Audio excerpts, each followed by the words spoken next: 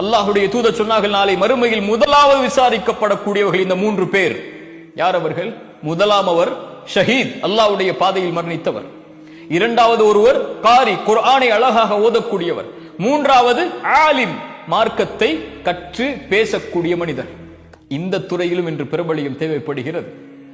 அல்லாஹ் அழைப்பான், ஷஹீத் ஏன் செய்தாய்? அவர் சொல்வார், யா அல்லாஹ், உன்னுடைய பாதையில் இறக்க வேண்டும் என்பதற்காக செய்தேன். அல்லாஹ் சொல்லுவான், மக்கள் உன்னை புகழ்ந்தார்கள், மக்கள் உன்னை ஷஹீத் என்று சொன்னார்கள், அதெல்லாம் சரி, நீ செய்தது அதற்காகவா? உன் உள்ளத்தை அறிந்தவன் நான். நீ பொய் சொல்லுகிறாய்.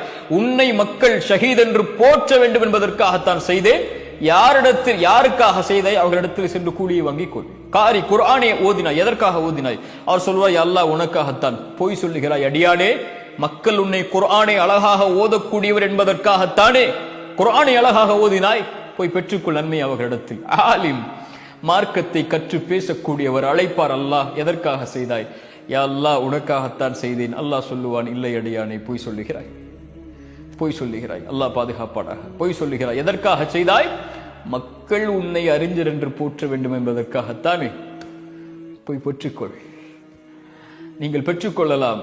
நீங்கள் மார்க்கத்தை சொல்லக்கூடிய மனிதராக இருந்தால், மார்க்கத்தை எடுத்து வைக்கக்கூடிய நபராக இருந்தால், உங்கள் ஃபேஸ்புக்கில் எத்தனை பேர் இதை கமெண்ட் செய்திருக்கிறார்கள், எத்தனை பேர் இதை லைக் செய்திருக்கிறார்கள், எத்தனை பேர் ஃபாலோ செய்திருக்கிறார்கள், மக்கள் இதை ஏற்றுக்கொண்டார்களா, மக்கள் இதை பார்க்கிறார்களா, நான் பிரபலியமாகி விட்டேனா, மக்கள் மத்தியில் எனக்கு அங்கீகாரம் இருக்கிறதா, மக்கள் என்னை மதிக்கிறார்களா, மக்கள் என்னை அறிஞர் என்று போற்றுகிறார்களா, மக்கள் என்னை காரி என்று போற்றுகிறார்களா, மக்கள் என்னை சிறந்தவர் என்று போற்றுகிறார்களா என்று நீங்கள் பிரபலியத்தை மக்களிடத்திலே தேடிக் கொண்டிருந்தால், மறுமையில் அல்லாஹ் அழைத்து சொல்வான், யார் உங்களுக்கு லைக் செய்தார்களோ, யார் உங்களுக்கு கமெண்ட் செய்தார்களோ, யார் உங்களுடைய வீடியோக்களை ஷேர் செய்தார்களோ, அதைத்தானே எதிர்பார்த்தாய்?